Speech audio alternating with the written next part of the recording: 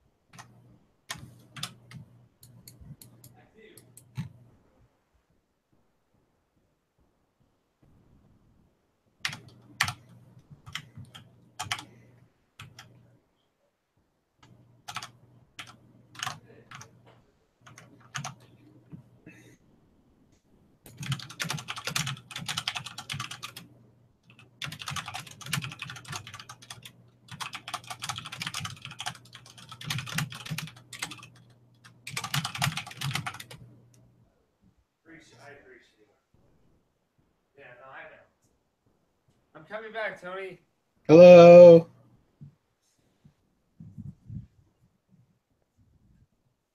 There's a pizza.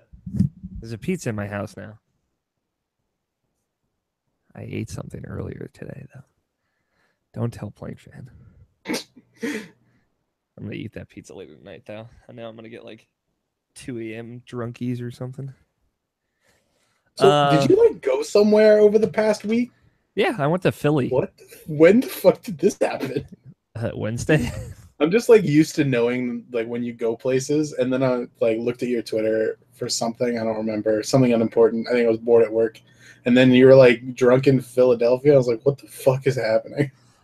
So me and John Anderson and Tyler Treese, the Bro C guys, planned a little Bro C vacation getaway. Oh, But that's cute. we were gonna like get together and record a couple episodes and just hang out. But Tyler crashed his car the morning of and totaled it. So he couldn't come. So I drove to Philly. It was just John and I. And then John got me really drunk, which I've not been drunk since like before PAX East. Sometime before PAX East. Maybe PSX last year. So it's been about a year. But yeah, we drank a lot. Jarrett showed up at one point. Mm-hmm. And then Jarrett drank with us. And then I made John watch the Pokemon movie, which he had never seen before. Ooh. And then we watched Your Name, which we had both seen before, but we watched it for some reason. And then we went to bed, and then I came home the next That day. sounds like a good time. Yeah, it was good.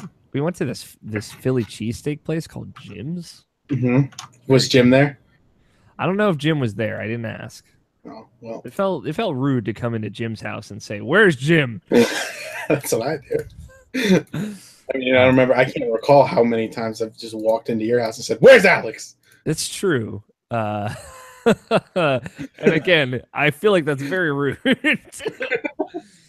But yeah, it was I had this burger. I don't even know. It had like a pierogi on it. Okay, you got my attention.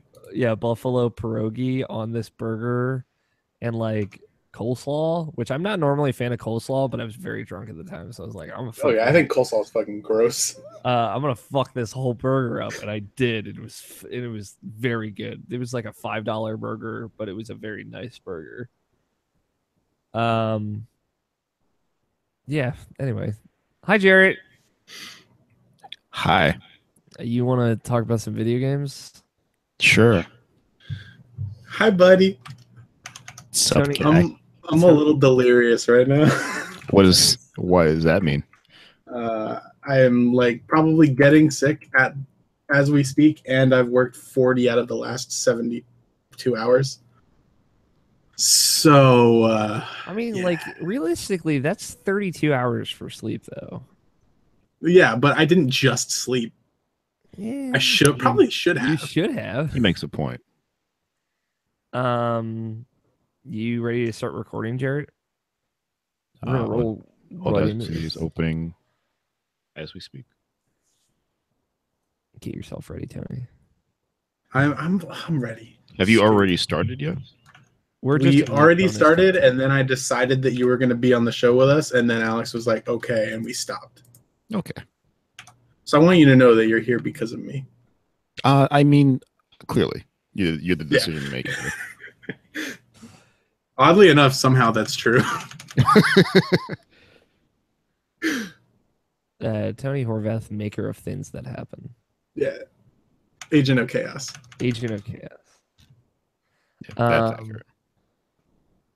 All right. Whenever you guys are ready. I'm ready. So I went to the gas station on the way home from work today. I'm ready. Because I had to get gas. And I had this Shell. I mean, I'm going to count down 5, 4, 3, 2, 1. All right, we're all recording now, right? Okay. All right. Great. Okay, so anyway, I walked in because I had this $25 Shell gift card, right? So I was like, I was going to get gas because the gas light in my car just came on. I was like, oh, hey, there happens to be a Shell literally 15 feet away from my car. So I pulled in, and I got out of the car, and I couldn't figure out how to use the gift card. So I went into the gas station, which is already a mistake. Like, you never want to go in there. Yeah. So I went in there, and I was like, I guess while I'm in here, I might as well get a Gatorade, right? So I did. Picked out the blue one because it's the best one. And then I went to the cashier guy, and I was like, I want this, and then everything else that's on this gift card, just put it on pump 2. And he was like, all right. And then he couldn't figure out how to make that happen. So I ended up having to do it over like 4 transactions because he kept like trying to make me use the gift card, and then it canceled it over and over again. Anyway, this was a 10-minute transaction for me to buy a Gatorade and put the rest of the $25 on one pump to pump my gas. And that's a thing that happened to me today. Sounds like you fucked the hell up. Yeah, it sounds like you fucked up, man. But I mean, I walked out of there with like a tank like mostly full of gas and a Gatorade. So like, I almost put the Gatorade in the gas tank, but then I remembered my purpose of being there, What flavor Gatorade? We've covered this. It's blue. Blue flavor, yes. There's 2 I blues. mean, it's technically all right. Cool blue. Excuse me. All right, I just want to make sure. Yeah, like it's Arctic freeze. I feel like there's more than 2 blues. Are there? There are at least 2 blues. How about that? I think. Okay, I can get down with at least 2 blues. At least 2 blues. Right. So that's a thing that happened, and then I got home from this whole ordeal, and I made some food, and then I was just chilling, and Alex was like, "Yo, I guess it's just me and you doing the show tonight," and I was like, "Okay," and then I died for an hour, and then I realized that we probably should have started the show like an hour ago.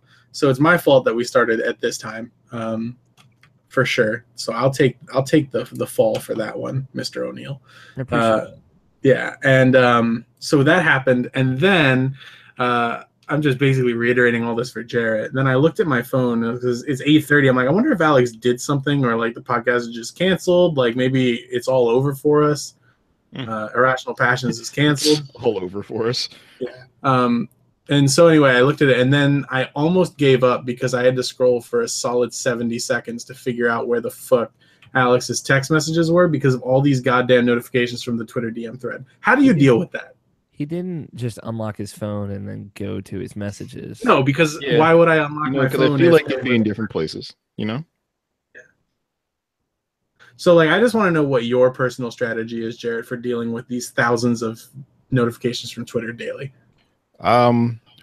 Well, a lot of it is just kind of, do you see Roger's face next to some text? Yes. Yeah. So just scroll past that. Yeah. I mean, I already do that. There's nothing going on there. And yeah, so then you do that, and you keep scrolling. You're like, oh, Logan's there. Let's read that real quick. Keep scrolling. Oh, Jarrett said something. It's probably about alcohol. I'm into it. Keep scrolling. Oh, hey, Alex. Oh, yep. He mentioned Jazz Foster in this one. Keep scrolling.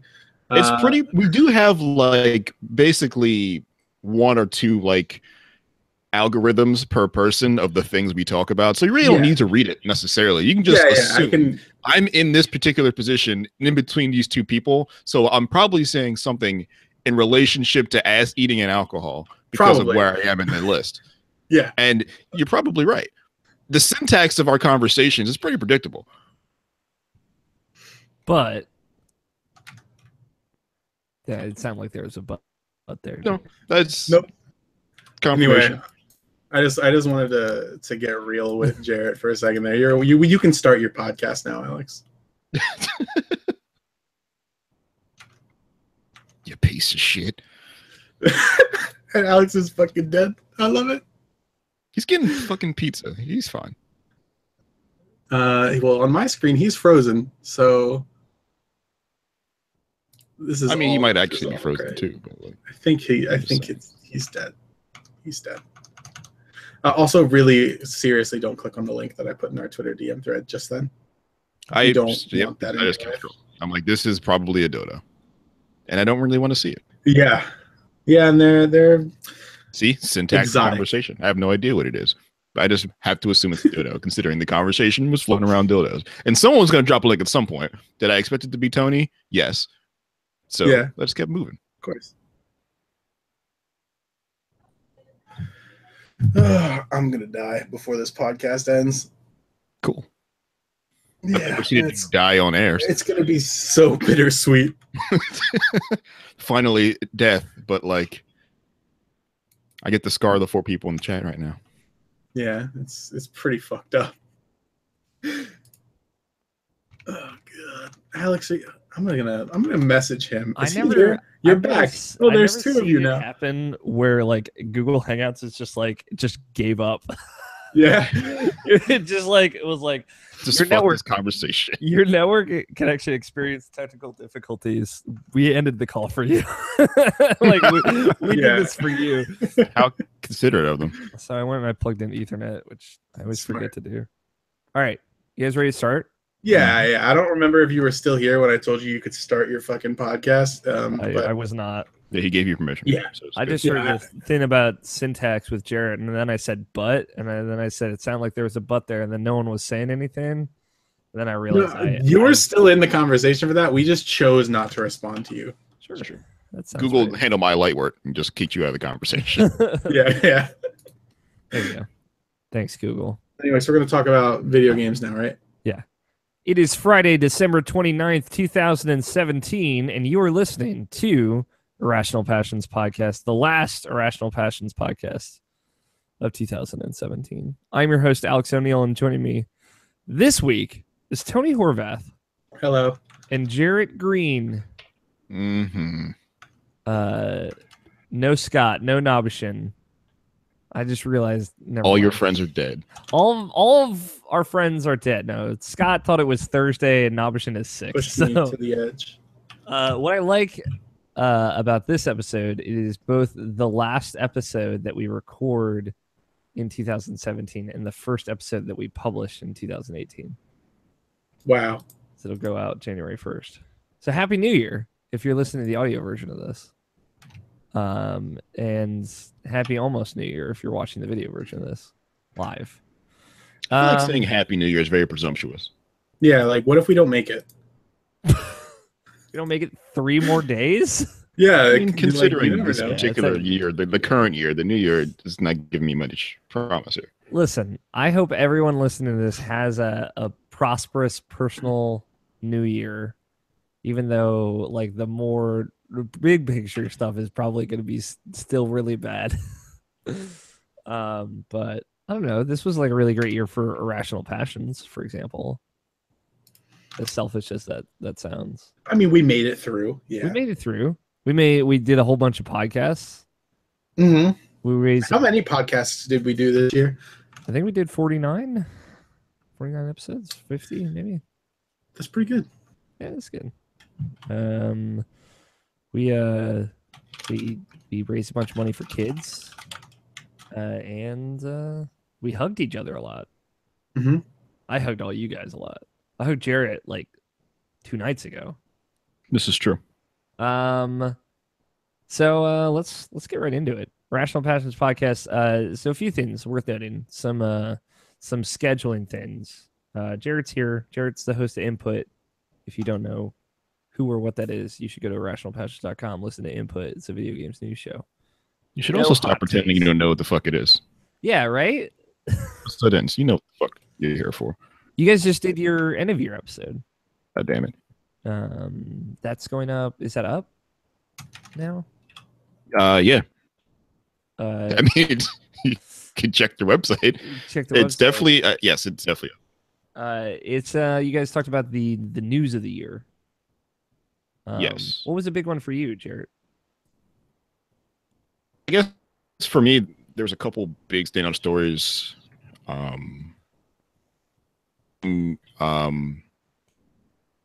Story. Considering where like kind of Funny's positioning,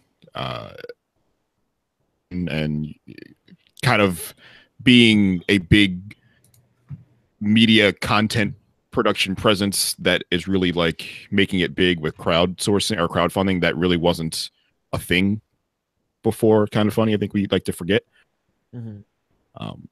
Making lots of money via Patreon is a kind of new thing that they started. So, and they seem pretty like airtight and bulletproof up to that point, but they were starting to expand, and then this kind of happened, and it was like threw the whole thing sideways.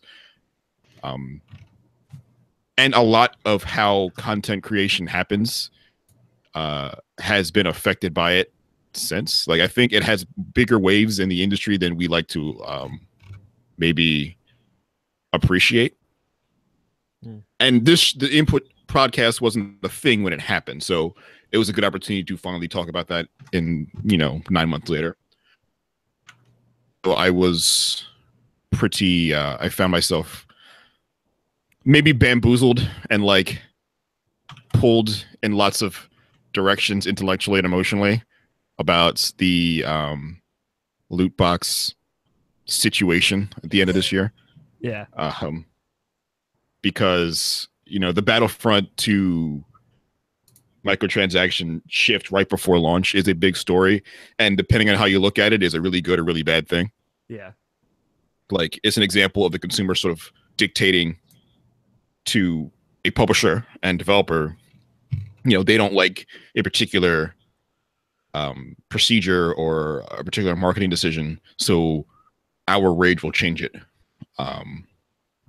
And it worked, so it proves that if you're loud enough, I guess people will listen. But I think the problem is the kind of noise you have to make, and the kind of people willing to make that noise are like tend to be the irresponsible slice of these communities who have no problem burning it down and tearing each other apart over the shit, and it makes us all look bad. And the more we empower these people, the worse we look, I think. And I don't know how many winners actually walked out of this Battlefront 2 thing, when the easy answer could have just been not buy it. Yeah. But whatever. What do I know? But then a bunch of people bought it still. Yeah, because we're fucking idiots. Yeah, those are good ones. So yeah, go give that a listen. That was what, 23? Episode 23?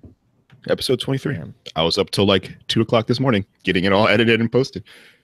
My man. Yeah.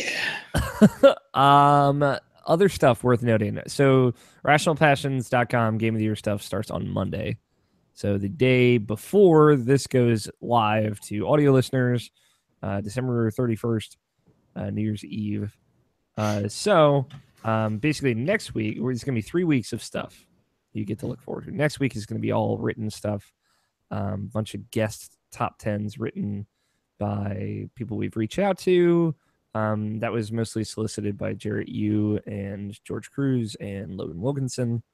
And then I got a couple as well. But very excited about that. I'm really happy with the kind of wide variety of guests that we got for it.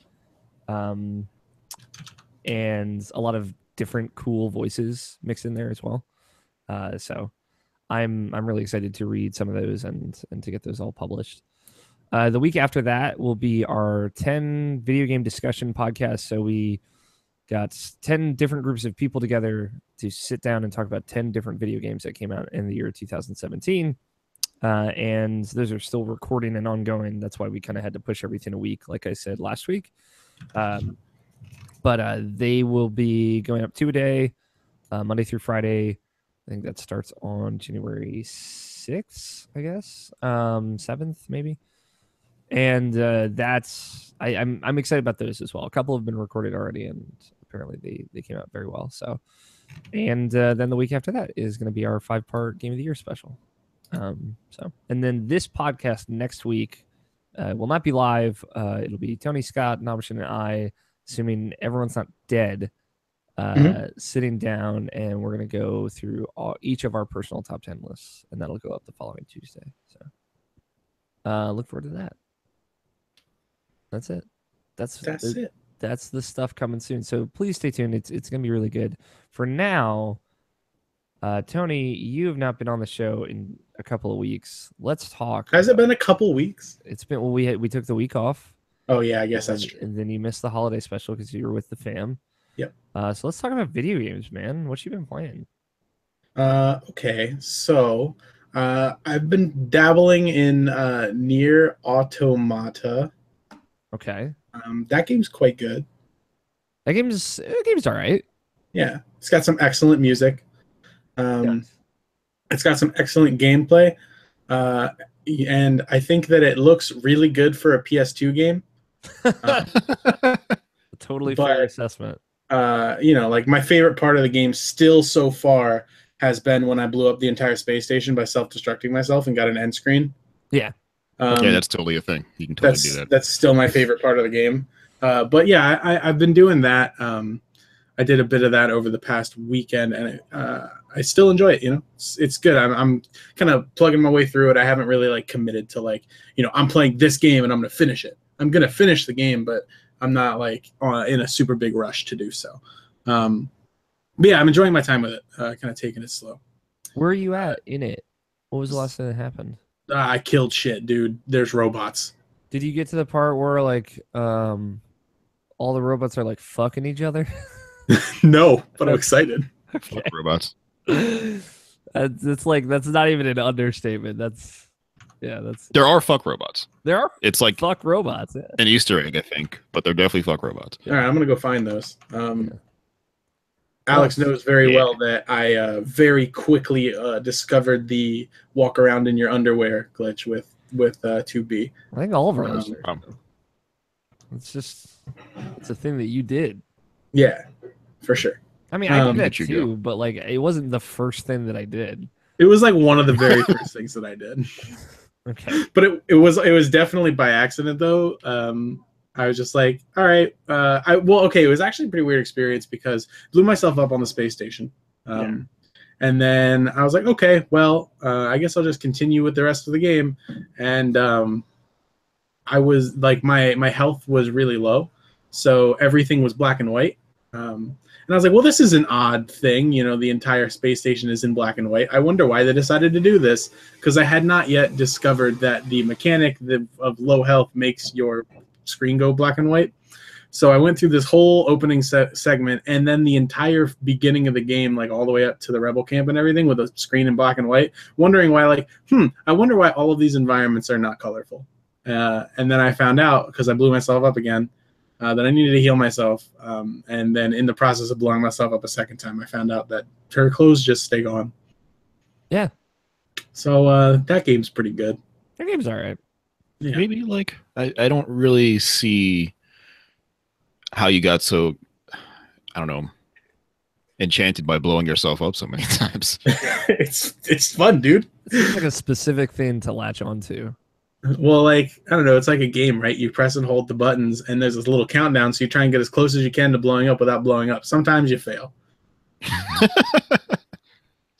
So you play So, chicken with your mortality. I feel like Yeah, you're yeah. also, like there is like a weird analogy here about masturbation that you could pull from this, and I like guess, but why would you? I would. It's just I how mean, I am. Why I would don't know, I? like I Why did that. wouldn't I? Yeah. Yeah, and then I went to the rebel camp and they gave me some quests to go kill some dudes. So I went over to the dudes and then I was like trying to blow the dudes up by blowing myself up. It's the strongest attack, so might as well, you know. I don't So I'm know gonna go about through the that. entire game by only doing damage to bosses by blowing myself up. Might as well. Seems like a bad reason to do that. I'll be honest with you. Yeah. Seems kind of fucked up. Anyway, so I also played some Danganronpa. Yes. Tell me. Not nearly as much as I wanted to, though. Okay. I've kind of just gotten a little bit more through, the chapter 1, I suppose, because I think I finished the prologue last time. You talked about it. Yes. I haven't been able. I've been mostly doing, plugging away in Nier, and this other game that I've been playing. So I didn't have a lot of time with Danganronpa, but I really enjoyed Danganronpa games, and from what I've seen of it so far, it's another one of those, and I'm excited about it. Has blood been spilt? No. Okay. Yeah, soon though. So like I was getting to that point, and I was like, okay, I'm gonna wait until I can devote some time to this one before I continue. There's a good building of tension in that first chapter too. Yeah, for sure. And like Monokuma's there, so you know it's about to be lit. Yeah. Monokuma. He's never let me down before. Yeah, he knows how to party. God, he knows how to party. Monokuma fucks. That's all I'm saying. I mean, how do you think he had those like 5 children? Yeah, that's true. He fucks hard, dude. He doesn't know how to make love. He doesn't know Is how that to make love. impossible? Why are you asking questions you don't want the answers to, Jarrett? I don't know. I I mean, I want think me I to do, though. find you some Monokuma fucking, because I bet I could. Nah. Nope. I bet Tony could as well. It probably wouldn't even be hard. What else have you sank time into? So okay, the vast majority of the time that I spent doing games and stuff I'm already disappointed. I don't know. in the beginning part of like this weekend, all of last week, Black Desert Online. So I've been playing this game. It's a really cool little MMO thing. We've talked about it like once or twice on the show before. But anyway, new class came out, the Awakening for the class, which is basically like your second weapon that you get when you get to a specific level, comes out on the 3rd of January. And I had a bet going with one of my friends that I couldn't, he bet that I couldn't reach level 60, which is very, very difficult to do in a short amount of time because it's a lot of like grinding. It's like a solid 2 days of grinding, like 48 hours of just grinding to get there at minimum. Yeah. And you were like, I can do that. And I was like, I can do that. So anyway, he bet me like $40 that I couldn't do it. And I was like, okay. So since that was earlier, and then I spent like the entire weekend and the beginning part of like the weekend before and the beginning part of this week doing that. And I'm at like level 59 and 73% or something. And I plan to finish it this weekend with, in the time that I have off. So anyway, I'm going to win the bet, and that's all that's really important. So suck it, nerd. All right. To that nerd out there, suck it.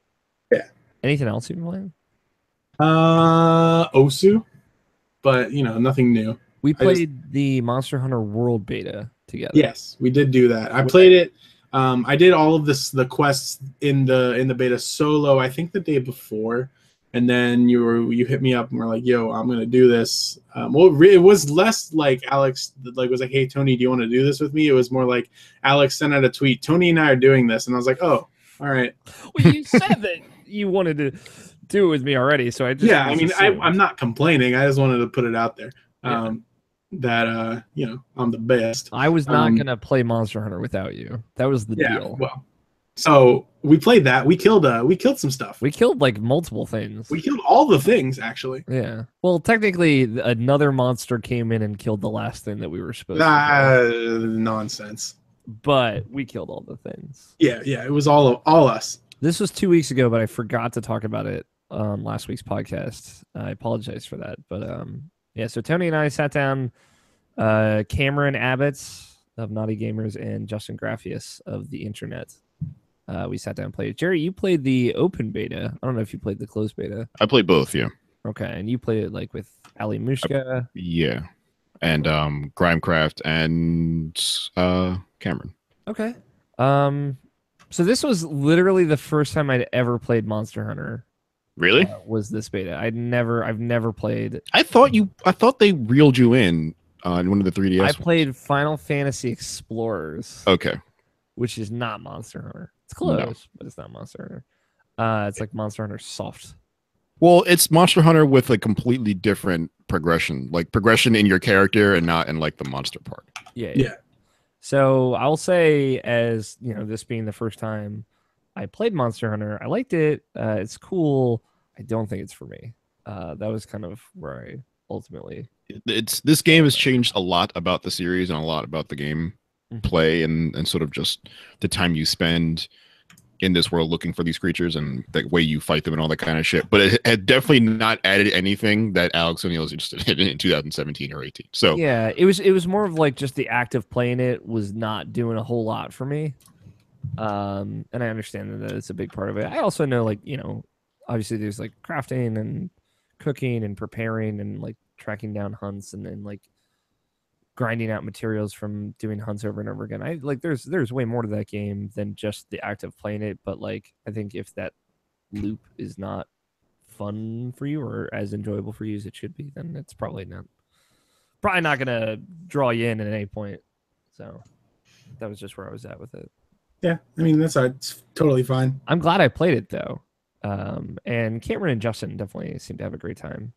What did you think of some of those changes, Tony?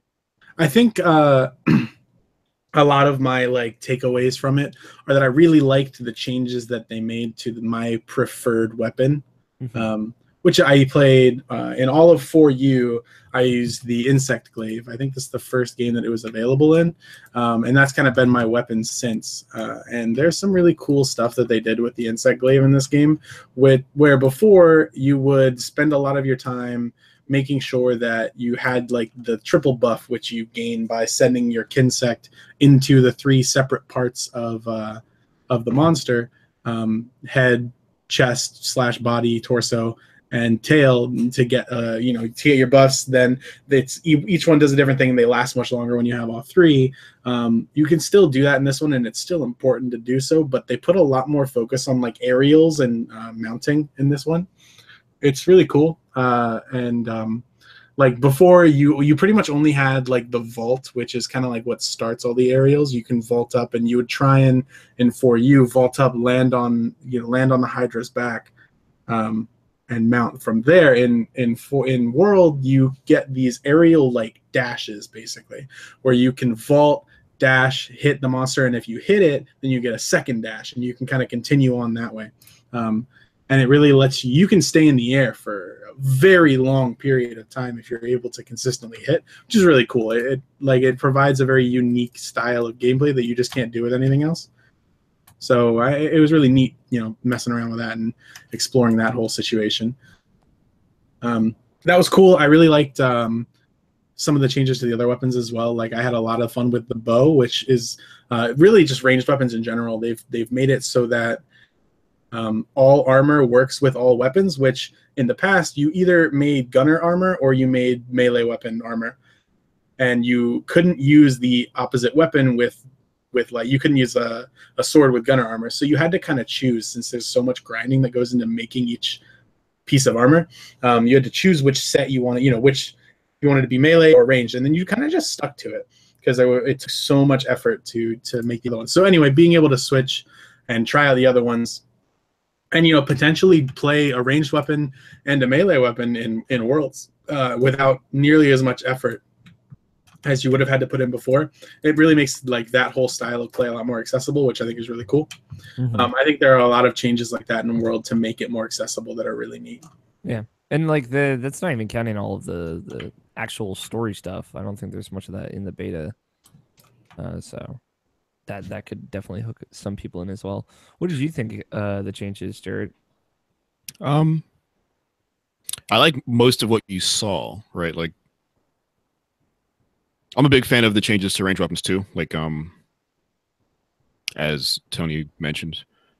Range weapons feel, I mean, they always felt unique because that's the only opportunity you have to shoot something. But and with the especially the with light bowgun, you could put yeah, a light fucking bowguns and mine heavy in the bowguns ground. feel like incredibly different now, and they used and mechanically they were different. And if you knew how they were different, then you know what to exploit with what weapon. Mhm. But now they feel different. Like I love that shooting different levels of normal ammo feels different. Like it used to not feel different. It used to just be like it's a normal shot, but it does more damage. But now when you shoot a normal level 3 shell, it's a big recoil and a heavy shot. And depending on the weapon you're shooting out of it, like if you're shooting it out of a light bowgun, that's a commitment because you're shooting it in this gun that has no brace, so you have to brace it with your body, and you're pushing yourself back a couple feet every time you shoot a normal level 3 shell. So you have to really think around, the weight of your weapon. I love the special ammo that you get from heavy bowguns. The one alloy bowgun that had the rapid fire and the one that had the giant shot, that was the really cool tactical options that sure. just add more depth to this thing that was already pretty deep. I really love the animations that really change the way melee combat feels. I use the charge blade most of the time. Charge blade's pretty cool. And that and sword and shield, but just the kind of way you interact with the world around you while you're attacking, like you can slide down hills and attack when you're jumping through the air and you get like kind of knocked into a wall. It's not necessarily just like a still frame of you flying through the air. You react bouncing off the wall and you can attack on your way down. Like you really feel like every moment that you're engaged with this thing that you could do something or something's being done. You're not kind of just standing around there looking at it. And that's something that has always been sort of an uncanny valley in the series. So I think my favorite stuff is what I read about that's not available to touch yet. A lot of the bookkeeping and stuff has been far more simplified, which has always been one of the biggest obstacles to getting into the game, I think. Like the massive upgrade trees and shit were always like unruly and hard and unwieldy unless you like really knew what you were doing and had really good resources on the internet. Now that stuff's just going to be in front of you, and you can de-upgrade certain weapons if you go down the wrong path now. Like they're really making it easy for you to do the shit you want to do by taking away the things that were unnecessarily difficult. Because this game can be difficult enough if you let it. Mm-hmm. So, the simple act of interacting with the game shouldn't be one of those things that are difficult. And now that it's expanded on the PS4 and has a full controller with all the fixins and has the power of, the most popular video game console on the planet, you could really see something special from this game, something that's not hidden behind all these systems. So I'm excited for the prospect of Monster Hunter World. Yeah. Did you get a chance to look at the gun lance? Yes. Because that shit is cool. Yeah. And I really like that. I really like the bow's like special, the new sort of shooting pattern with the bow. You don't necessarily have to charge to certain level shots anymore. They kind of just have like combos. And it has its own special shot as well. So you can do cool shit without having to like, I don't know, count your way to particular combo branches. Like the bow was needlessly complicated. But gun lance was always like a cool weapon, but like difficult to like really get the most out of because it requires so much patience and great timing. And it still does, but like you feel like once you do, hit your crazy wyvern fire combo that like you've done something excellent. And you're like look how rad I am. Yeah. It was also really cool to see a lot of people like me that had kind of reached out and tried this where they had never played a Monster Hunter before. And everyone from like you guys who've played multiple Monster Hunter games before to newbies and to like maybe less experienced Monster Hunter players, like Ben Moore talked about it on Frame Trap on Easy Allies. And he played a different weapon, but he had tried the Insect Glaive for the first time and he really liked it. So things like that and hearing kind of those new perspectives. So it seems like World might be it's gonna be a big deal for Monster Hunter, which is very cool. Another big, strong January release for Capcom also. Mm-hmm. Have you been playing anything else, Tony? That's pretty much it for me, I think. Um, I've kind of dropped like all phone games and stuff like that. I pretty much just kind of like, well, I've been trying to focus fire this bet down because it's been taking up the majority of my time. It's $40, man. Yeah, it's $40. That's pretty good. That's 40 bones. That's a whole lot of pizza money. Mm-hmm. It's like at least 2 pizzas if you order from Domino's. Yeah. That's more than 2 pizzas if you order from Domino's. Not if you order like separate times, though. Let's be real. Yeah, I guess.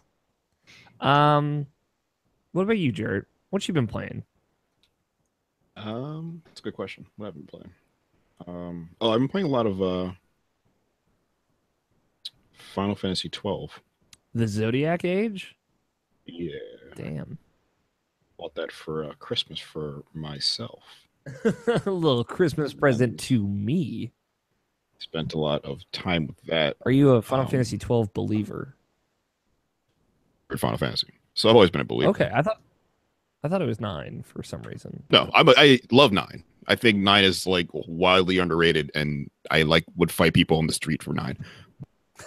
but 12 is your favorite? Yeah. So here, let me tell you, because like I've never touched a second of Final Fantasy 12, but my brother, who has played all the Final Fantasy games, really likes it. He described it as like MMO style combat, and that's just like an immediate turn off to me. Well, it was basically the test run for turning whatever 11 was into like something more linear. Mm-hmm. I don't know that it's definitely a different experience. But as I get older, and especially as I look at Final Fantasy XII's combat in comparison to every Final Fantasy combat, like Final Fantasy combat systems, with the exception of I think maybe 9 and 10, basically everything post 8, or pre-8, I should say, are all very straightforward when it comes down to it, right? Mm-hmm. I think there's a myth that these games are like all that deep tactically. I remember playing 6 as a child and having trouble with it. I think it's because with a lot of those games, you're led to believe that there's lots of options, and there are, but there aren't lots of good options. Yeah. When it comes down to it, you usually just be doing what works, and everything else is kind of wasting your time. Mm-hmm.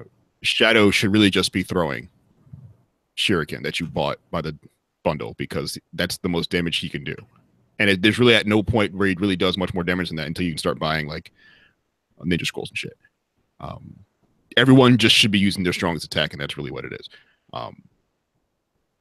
I like that Final Fantasy 12 basically appreciates the fact that you could play most Final Fantasies like 70% on like auto battle mode, because all of the random encounters and mobs and stuff are really just there to feed you experience and kind of just take up your time. Like the risk that the only risk they really serve for you is like wasting your time, because once you're good enough, like you don't want random battles, you run from them because you don't want to do them anymore, because it's literally the act of pushing attack, waiting the 30 seconds for it to happen, and then like going through scrolling and mashing through all the menus is like time you don't want to spend doing it. So you like avoid random battles because you just don't want to be caught up with these things that are useless to you. At least I know I personally spent a lot of time in those Final Fantasies, especially going back to them and playing them again as I'm older, just auto battling my way through that kind of stuff, and then like focusing, actually committing to like fighting a boss. I like that I can kind of just do that up front in Final Fantasy 12. It knows that like there's a bunch of things, there's creatures running around this wild world, and some of them are hostile, some of them aren't, and you need to forge your way through these wild places to get to where you need to go. Being outside is threatening, but like the simple act of attacking everything you see can also be annoying. So why not take that take that process and turn it into something that is not mindless, but something that's, I don't know, low friction for you, because really you just want to go to this place. Me personally, this is how I feel. I don't know that this is like, this was the direction when it actually, when it was, this was developed, but I know that I just want to get from point A to point B. I want to explore the place around me, maybe find secrets and shit, but I don't really want to stop every 10 seconds, go into a menu and have a pseudo tactical battle with you people. So I kind of appreciate the Gambit system because it meets me halfway. I can design all the behaviors my party should be doing beforehand, and they'll do them, and I'll step in if I have to. But otherwise, it's going to do all the rudimentary killing of things that this game seems to need me to do without me having to actually actively engage in doing so. And especially in the international version with the specialized license boards and shit, it becomes its own sort of strategy and challenge to make the right gambits so that everyone works. I find way more interest in that than I ever found in selecting individual attacks out of menus and shit. I don't know. I think when I played it the first time, it was just something that I adapted to and didn't really think that much about, because it didn't really matter to me. You know, at that point, I've been playing WoW forever, so like MMO combat is something I completely recoiled from. But you know, as me, 30-year-old Jared is like, no, fuck yeah, I like the idea that this thing isn't going to necessarily make me wrestle it in some sort of feudal way. Yeah, I think like you were the one that wrote that kind of piece. It was like in defense of auto battle. Yeah, it's like not inherently a bad thing. I think it's kind of exciting when you find a battle that makes auto battle not an option, but you can still lean on it as a convenience to get through and get more experience and get stronger. Yeah, and I found a lot of that in Final Fantasy 12, like especially since, you know, you could kind of just make the game mash itself into the enemy and grind itself through it, but you also want to be, you know, you want to play this game smart. So especially early on, you're poor and you need to find as many ways to make money as possible. In Final Fantasy 12, you know, random monsters outside in the world don't drop money. They have items that you have to sell. And the best way to get the more items to sell is to steal from them. Only one of your dudes can probably steal. So you need to make a gambit so that this person is always focused on stealing. But you don't want the only thing for them to do is steal all the time. So like the first layer of this combat is figuring out a way for you to steal rapidly and consistently without you having to physically go and push the steal option against hundreds of enemies for hours. Yeah. And then make it so he doesn't, not the only thing this character does. And this game, you know, and it's very spreadsheety and it's kind of just wonky. And I guess the inner Excel nerd or if then statement nerd will find themselves, I guess, compelled by it more than your run of the mill or I guess the most contemporary of Final Fantasy fans or JRPG fans in general. But I don't know that system is so bad. And I think nowadays, I think I find it better than I used to. I still think the license board is kind of fucking weird. Yeah. That was really the only problem I had with Final Fantasy 12. It's the license board, and having it more focused and having these characters take roles is still good, but I still don't get why it has to be so obtuse. And they get like licenses for jobs, yeah, basically. You have to spend your license points that you earn with experience when you kill monsters on things on your license board. So the ability to equip certain groups of armor and weapons, getting small stat boosts, getting spells and getting the ability to use spells and abilities. These spells and abilities you have to actually still go buy from shops. The original license board was like literally everyone had this gigantic license board. They started on different locations on the board, but anyone could basically buy anything if they were in the right position. Got it. So like a web. Now it's like the job system kind of cuts out sort of shapes and wedges of the license board, so you only have access to certain groups of things, which narrows down each person's position and role in combat more. But even in those small sort of annexes of the license board, things can get like super fucking weird. And I feel like this could have been made way more straightforward. Yeah. Or something that doesn't have to be this complicated. Yeah. In Zodiac Age, it's like that's one of multiple like really big changes that they make, right? It's not just a license board. Yeah. That's the most significant, I think. Okay. A lot of the other changes just rebalancing the last up, because another big problem with the original version of this game was the mist powers, if you recall them. You get mist charges, and they can do one of two things for you. Either they become like the power for your limit break, or they become what you spend to summon the Eidolons in this game. And the problem became like you could link and combo each other's limit breaks into like one long attack if you have enough mist, and that became way more efficient than ever summoning any of the creatures. So like getting the creatures, you'd only really get them so you get more mist, but you'd never use them because there's never a good reason to, versus just using your limit breaks.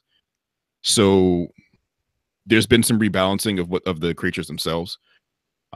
They all have their own like gambit sets, and summoning them just puts them on the field and they become a character. They have to fulfill certain sort of combat situation before they use their like big attack. Okay. And they've changed the way all that shit works. That's cool though. They tend to do more damage now. They're more effective in combat, so you're more tempted to actually use them. Yeah. That was a good addition because they're cool, but like no one gave a fuck. They changed the way some of the items that you found worked. A lot of the treasure chests in that game are like procedurally generated. Just like a short list of ones that aren't, that definitely give you things every time. The one thing you're here for every time you see it. The way certain enemy behaviors are, like it feels, a lot of the small things feel better. Very few of the big things were changed though. Okay. It sounds good. It's better. It's like up-resed, and for a PS2 game, the textures are up-resed. The lines are smooth and sharp. It just, a lot of the music was rescored. Like it's really still beautiful. Okay. So it's a great version of a game that you seem to like very much. Yes. That's good. My older brother that I live with just got it recently, and maybe I'll steal his copy at some point. It's very Star Wars. I like Star Wars. You will see a lot of Star Wars in this game. Yeah, it's also like not a love story, right? That's like no, there really is no commanding love story. It's like there is in the other Final Fantasies. It's like a political story. Yeah, it's definitely more like this is my country and my land, blah blah blah. Okay. But it's also got a lot of mysticism and sort of it's an overarching story about like what do I owe the past. That tends to be like a through line with many of the character arcs. Like I'm a member of I'm a member of this culture and this history, but what do I really owe the past? Like a lot of us worship the past, but like, is that really something we should be doing? Relevant. Yeah. Tony, did you get a pizza? No. Okay. Thank God. Thank God. I didn't know if our friend Plankfin had just sent you pizzas, starting sending out pizzas to everybody. What a scary man. Because it's Papa John's, so it's like half poison. Yeah. But it's like the kind of poison where you still have to eat it. Yeah. That's sweet poison. That's sweet poison. What else you got, Jarrett? What else? I've been playing Transistor again. Okay. I finished Pyre, and I kind of wanted to talk to you about it, so. Well, I touched Pyre again because I was writing about it for Game of the Year, obviously. But that inspired me to go back and play Transistor again. On my phone, though, because it was on sale on the App Store. I think that's the one, like, device I hadn't played Transistor on yet. So Have you played on Apple TV?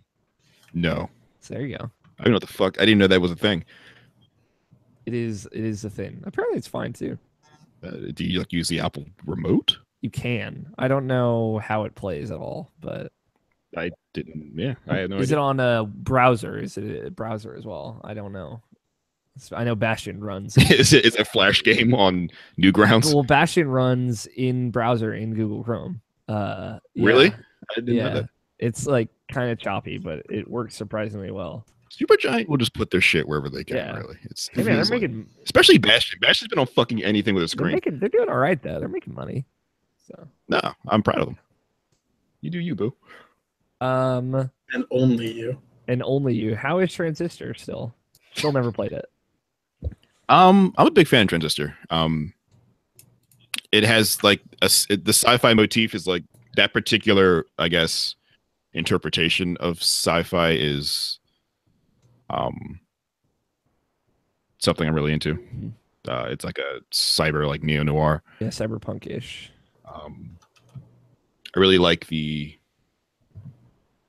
process. I guess the big bad guy. Basically reprogramming the entire city at Cloud Bank, right in front of your eyes.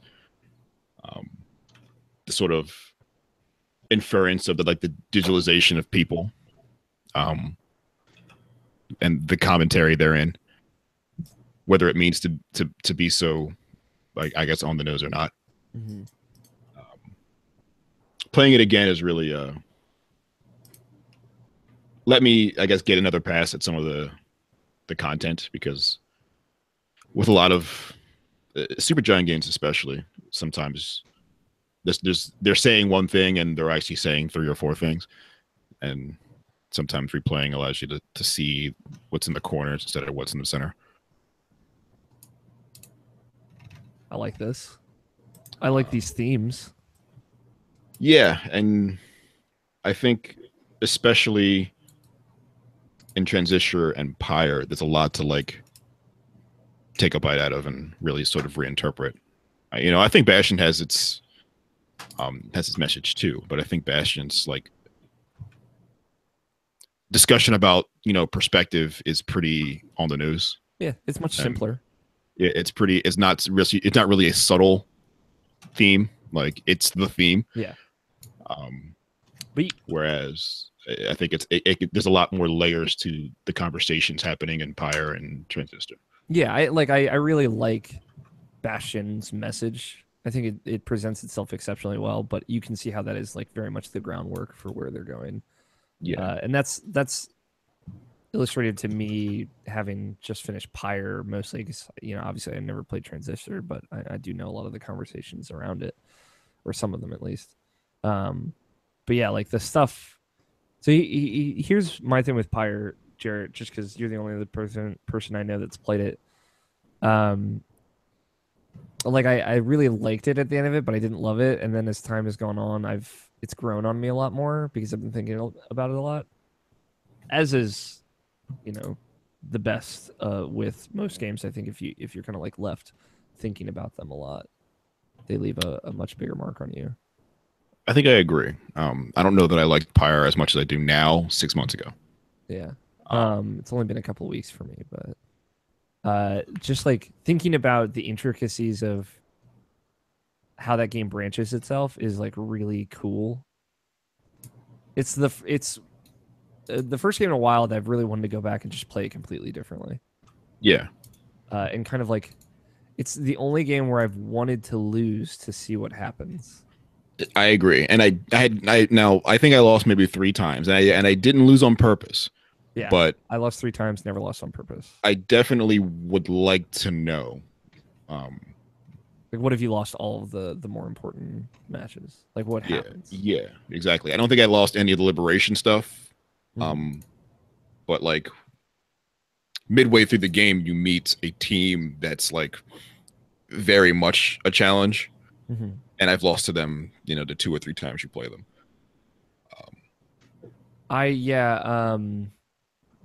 That game is very cool. I will say, like, So I ran into some performance issues. I don't know if you did. You played on PS4 as Yeah, well. I did.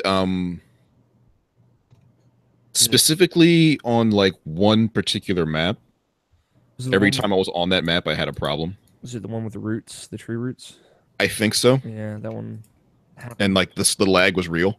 Yeah, there's another one that I had some issues on, but it was that one a couple of times. It was usually like when one of the hag witches or whatever were doing their attack at the same time, like literally anything else was happening because it's like it spreads so much. But that was frustrating. I like every time I lost, I lost one of the liberation rights,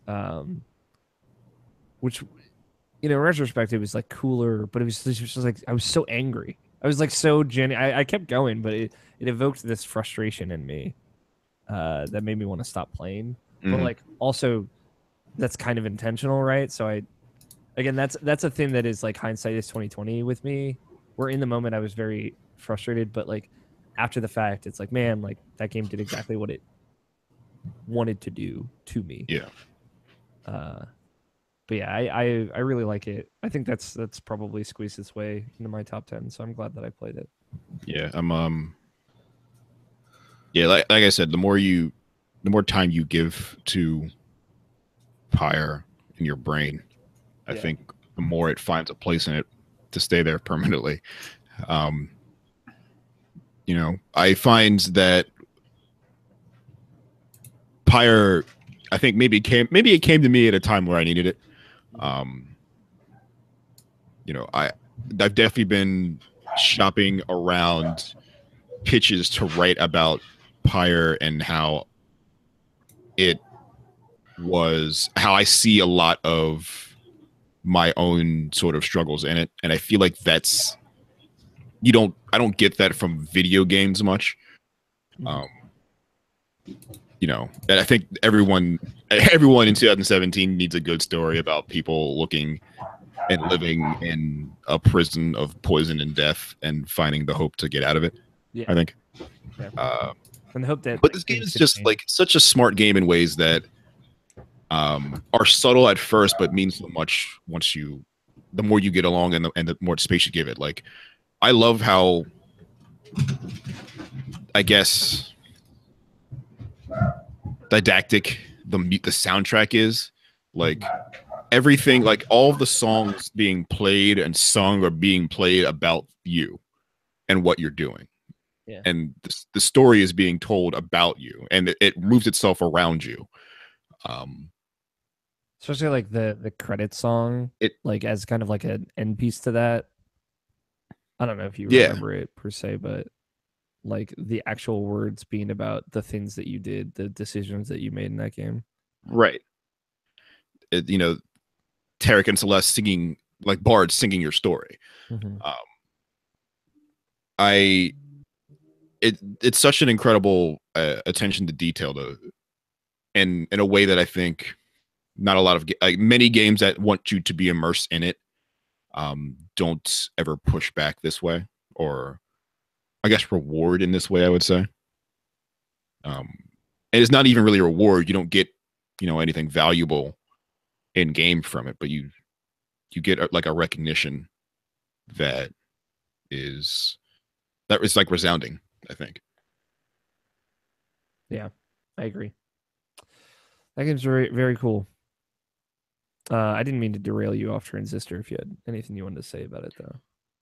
No, I still think the best part of Transistor is that first, hour and a half. Okay. When you meet Sybil and you figure out who the Camerata are, and like the story of like obsession and all that kind of shit kind of like dawns on you for the first time.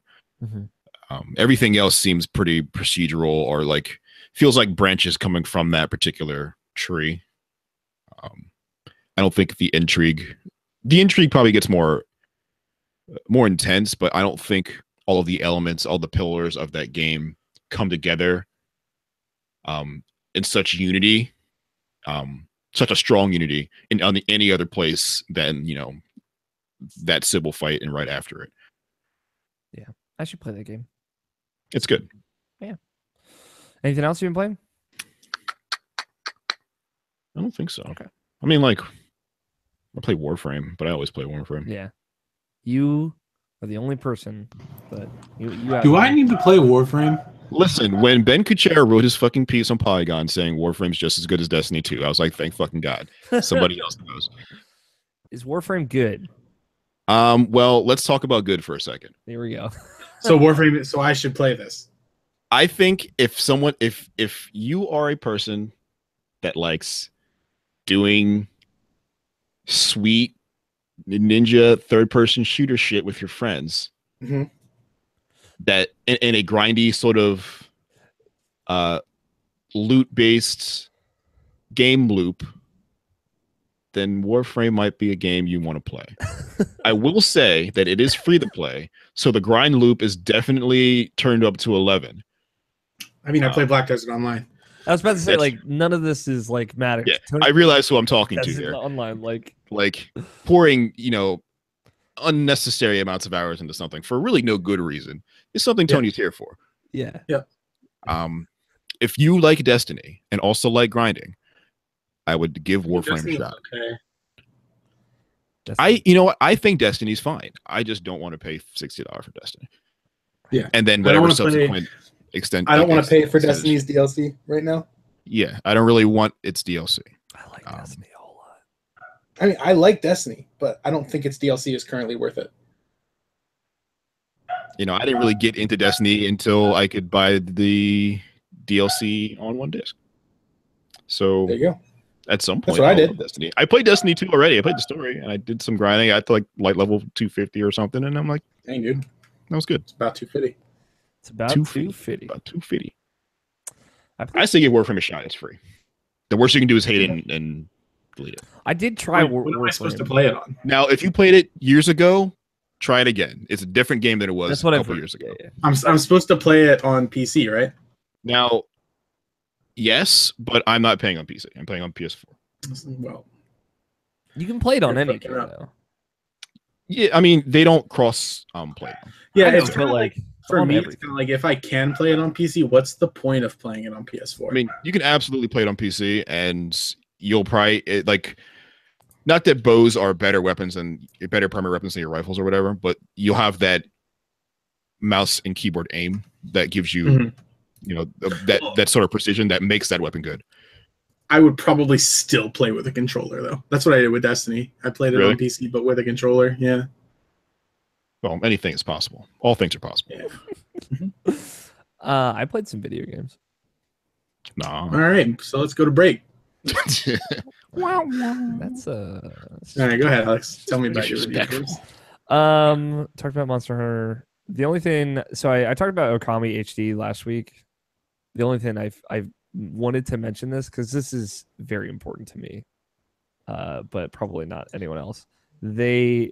So for folks who don't know, Namco Bandai had a patent on a mini games that happen in loading screens.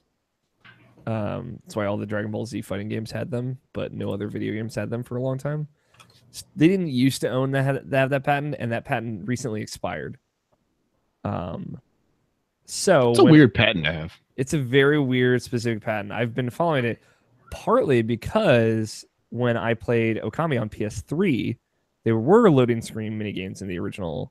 When I played it on Wii, not on PS3, there were loading screen mini games in the original PS2 release, but they were taken out in all future releases until this one on Xbox One and PS4. There's a original settings where you can switch it to 4:3 instead of 16:9, and you can turn on the loading screen mini games. I just thought that was really cool. It was like because it really brought me back to the first time I played it. You can get these items called Demon Fangs that you can then sell or trade for like rare items and power-ups later on in the game. So you can get them by doing well in the loading screen mini games. It's just like one is so weird thing. Yeah, it's super weird, but they put it back in the game, and I was really excited about that. So there you go. That's like my weird. I've played all 4 versions of Okami HD hot take. That's all I wanted to say about it. I'm maybe over halfway through that game now. It's still very, very good. I've been thinking about a lot of like, I don't know many or any other video games where you very much do not play a humanoid character. Like even if you play an animal, they're usually like a anthropomorphic humanoid animal. In this you play like on four legs wolf. Like a goddamn dog. Like a fucking dog. Hashtag wolf. A hashtag wolf. Straight up woofing. And you can press the circle button to bark. Fucking super good. So I was just like, it's odd to think like, Sly Cooper, Ratchet and Clank, they're two legs, very much humanoid, whereas like this, you're just a goddamn dog. And I think that's cool. Like it does feel different because of that. Like when you're running and you're kind of like waking or banking on your turns and stuff like that. It's like, oh wow, this is different than anything else. But something to think about. Food for thought. I bought some Switch games. Let me tell you about the Switch, y'all. Okay. My brother got me. Have you made the Switch? I'm always making the Switch. Okay. It was Switchmas, and I made the Switch. My brother got me Splatoon 2 for Christmas. It's the only game I got for Christmas. And he was very astute when I mentioned like, oh, I really want to get this, and he like ordered it on Amazon that night. It's very sweet. And that game is fucking super good. I think I've already played more Splatoon 2 than I ever played of Splatoon 1. Which I didn't. Are the dualies? They're very good. You can dodge roll with them, so Splatoon 2 is now better than Splatoon 1, according to Nobishin's dodge roll rule. Are you familiar with this, Jarrett? Yeah, that the sequel tends to add a dodge roll and suddenly better. No, it's just like games with dodge rolls are better. Well, straight up. It's just straight up. Straight up. So when you're using the dualies in Splatoon 2, you can dodge roll. It's very good. Wait, so does that just make is weapon locked? Like you can only dodge roll with that weapon? Yes. Interesting. What's cool is so they shoot fast, right? And they don't shoot super far, but they shoot quickly. There's a lot of pros and cons to how they work. When you dodge roll, you have to pause after the roll for a moment, but you like take a knee and you can still shoot right afterwards. So while you're recovering back into movement, you can still shoot. And it's just it's a good animation. You look like these cool teens rolling around shooting fucking sweet guns. I'm a squid kid. It's very good. So there's also like, I was like kind of familiar with this mode. It's called Salmon Run in Splatoon 2. It is a horde mode. Which is like, so you can like matchmake. The thing is, it's not available all the time. Like there are time periods throughout the day that it's available, which is odd, but it's very cool. I think like more people are playing it. I've never had trouble getting into a match playing Splatoon 2. I'll say that, which is pretty cool. It seems like a lot of people got it for Christmas. So there are like the kind of Miiverse-esque messages in Splatoon 2. There are a lot of like, welcome to Splatoon, newbies, and like, Merry Switchmas, everyone. Like, it was very like, it was cool to like go into that game and see the Miiverse stuff that is just like only in Splatoon now. It's all very like friendly and welcoming. It's also very weird. That's so weird because they shut that shit down. So it's like, let's just pretend that it's still around. It still exists right here. Just for Splatoon. Still the drawings. There's just one I saw today. I was playing a couple matches. It's just like, why would I need friends when I have Splatoon? And I'm like, oh boy. It's not all good. But yeah, like Salmon Run is this really cool 4-player co-op mode, PvE, where you're fighting these weird salmonoids. And then there are 8 like boss enemies that will show up, and they're all different. They all have different mechanics for taking them down. When they die or when they splat, they drop like 3 eggs that you have to then take to a receptacle, and you have to collect a certain number of eggs before the round ends or you'll fail. So like first round is however long, and you need 6 eggs in this round.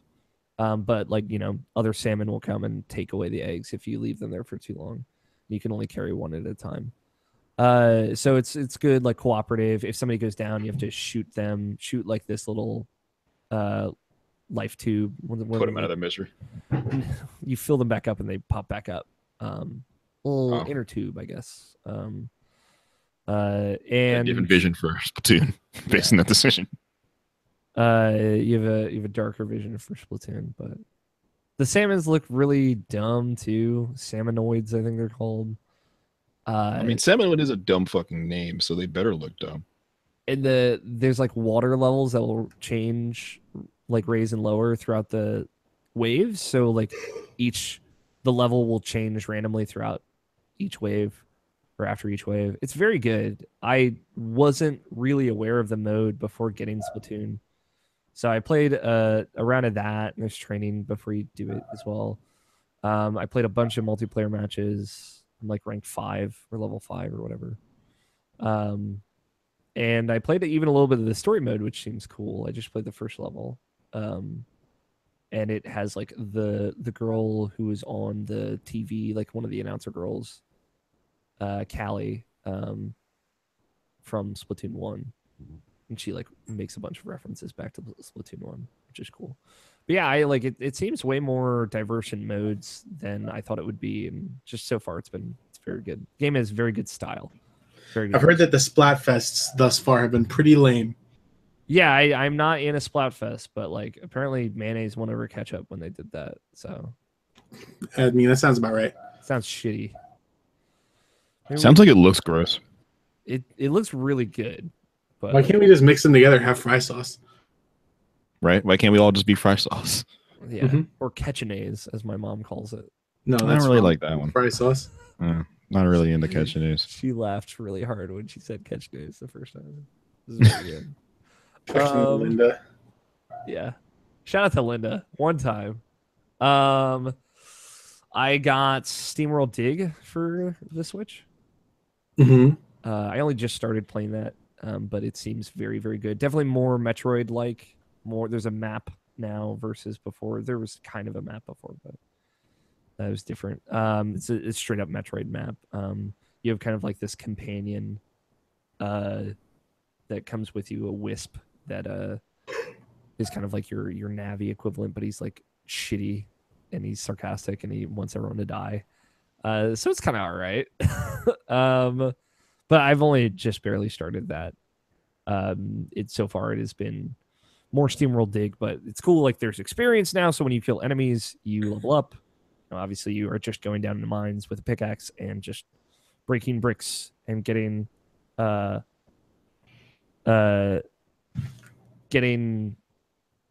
treasure, like different gems and whatnot to sell, and then you can use that to get upgrades and whatnot. So, SteamWorld Dig very good. I bought Stardew Valley on Switch, and that is just like a perfect platform for that. I've been playing it like in bed before I go to sleep every night, and just like that one more day in Stardew is very real, and it just looks so good on Switch, and it feels so at home on that portable platform. I feel myself coming around to the Switch. It's weird because like, so I didn't really play much portable mode before the last couple of months when I've been like revisiting Zelda in it, but like now that I'm like spending more time playing it, it is just again falling back in love with the platform, and like the gimmick of the Switch like still gets me. Like when I pop like the Switch back on and play a match with Splatoon down here, and then go upstairs to my room and I'm about to go to bed, I'm like, I'll play one more match, and like it's all right there. It's like, wow, fuck, this is really cool. And that still like gets me every time. Like every time it happens, I'm like, man, this is still really cool that this is possible, even though it's not like crazy complicated. It's very. Well, I guess it's not complicated, but it's always been avoided because you don't get the fidelity, back and forth. But if your games have such a great art presence, you don't need the fidelity, and I think Nintendo knows that. Yeah, and like Splatoon, especially. It looks like amazing on TV and it looks fine on portable mode, but it runs so well on both. Same like Mario Odyssey runs at 60 frames on both, and looks and feels great no matter what. So, yeah, it's just really cool. And like the SteamWorld games are a big credit to that. I also bought SteamWorld Heist, which just came out on Switch yesterday, which I'd not played yet. I'd wanted to play it for a while. Came out on 3DS first originally, I think last year, and then PS4 and PC, and now it just came to Switch. And I was like, "Fuck it, man! I got SteamWorld Dig on here. I'll get this on here too." And that game is very cool. It is very much like a 2D style XCOM game, where you're kind of like lining up shots and taking pot shots at other robots and like doing these kind of short levels to get loot and to get materials and supplies. And you know, I believe there's permadeath and all those aspects as well. It's very cool. It's got some of the best sound of the SteamWorld games. Like all the voice box sounds are very good. In SteamWorld Heist, there's voice acting and like the intro scene and everything. But yeah, as far as like a totally different style SteamWorld game, Heist is very, very good. Looks very good on Switch. Plays very well. So, yeah, those are all my Switch games, and it's just been very, very cool to have all those just anywhere on the go. And it's good to finally play SteamWorld Heist. Also, like the levels are short enough, and it came out on 3DS originally. I think it was kind of designed around that. Levels are short enough that you kind of pop in and do them in maybe 15 minutes, and that's it. But they're not. I'm playing on like the normal difficulty mode, and it's definitely not easy. It reminds me of the balance of XCOM. Like you do have to be cautious, aware. It's kind of great that design sort of philosophy can translate to the Switch, because it can be a portable if you want it to be. So yeah. All the portable sort of tropes apply. Yeah. But I played like 4 levels, and that was maybe an hour or so. And that also felt fine. Like getting between everything is really snappy. And good. I would say like the one thing I was worried about with Stardew, because I'd watched the Game Rooms play it, like the saving times in Stardew are a lot longer on Switch than say like PS4 or PC. But it doesn't actually make that much of a difference. It only saves like after every day. So when you go to bed for that day, it does like a saving screen. So those are kind of like longer screens between days. But, the other 2 things, I played a little bit more Final Fantasy 15 on Xbox on my kind of like second playthrough with all the DLC. I haven't played a lot of it, but they put in the patch that allows you to play as the other characters, which is really cool actually. So you can switch between them anytime in combat. Everyone has like, I assume they play the same way they do in their respective DLC packs. I read something about that, and that's basically yes. Okay. We have all these mechanics we introduced. Let's put them back into the game. Yeah, and like they're all different cool mechanics. Like Ignis has like 3 different elemental types that he can switch between for his daggers, and like one is like attack one enemy quickly. Another is attack a radius around you of enemies a little bit slower, but you attack multiple enemies at once.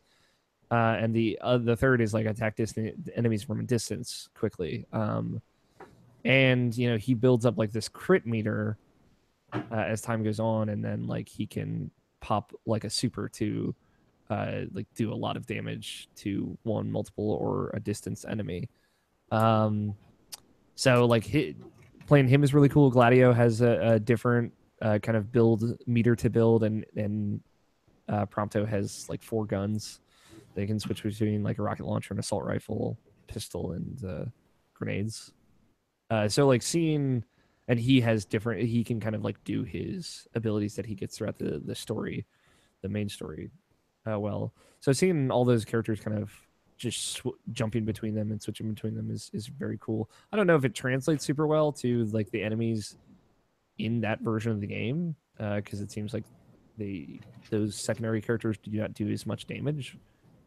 But it's really fun, and it adds like a whole new layer of switching up the gameplay that was not there before that I really, really like.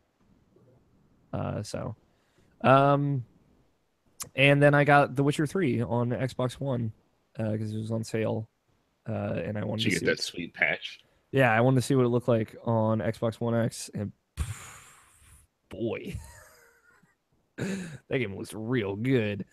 And also like there's like a performance mode that you can switch to where it just runs at 60 frames per second. It's incredible that that game years later keeps finding ways to look really good. Yeah, like it looks bonkers.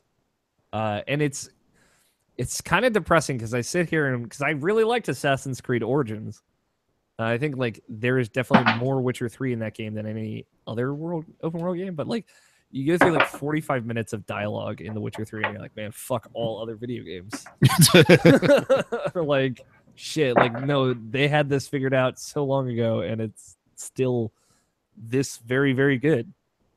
So yeah, it's very good. I just played like the first hour again and fuck man, Witcher 3 is a video game. Mm-hmm. It's a good ass game. Did you make sure to pick up that that collectible right after the first cutscene? Yeah. Oh yeah, got to. Always. That's it. That's all I got for video games. I think that's it. I probably like played a little bit of something else that doesn't matter as much. Also, shout out to Flip Flop Solitaire that came out this week. Oh yeah. Another Zach Gage joint. What else has he done? He did that the crossword game that came out this earlier this year. Something switch type switch, I think it's called. But he did like Sage Solitaire. He did Really Bad Chess, which is probably my favorite game of his. Okay. But his whole thing is taking like games that we know and making them like simplifying them or making or putting like a small twist in them and turning them into something completely new and sort of different. Like I know he worked on Ridiculous Fishing as well. But I think he just did design for that. But he did like Spell Tower and Puzzle Juice and all those kind of things. So if you're into kitschy puzzle games or like threes, would you call that a kitschy puzzle game? Yes. Okay. If you like threes, you'll probably like plenty of Zach Gage games. In fact, probably all of them. Okay. Because they all are really sort of neat versions of puzzle games. But yeah, Flip Flop Solitaire came out. It's basically Solitaire, but upside down. Which just with like some gameplay tweaks that turn it into a bit more of an adaptable game. It has a bit more leeway. Like instead of just having to line up cards by in one particular order numerically, you can go back and forth between numbers. So you can start 2, 3, 4 and then go back to 3 and then back to 4 and back to 3, and you can move them from place to place. Like it just adds a bit more verticality to a game that's like as old as time, it feels like, and it just kind of makes it feel like a whole new game. That's cool. You can play it with multiple suits and multiple decks. It's like really cool. I'll give it a shot because I saw somebody tweeting about it. Yeah, and it was like the app of the day. So that's rad. I can't recommend Zach Gage games enough.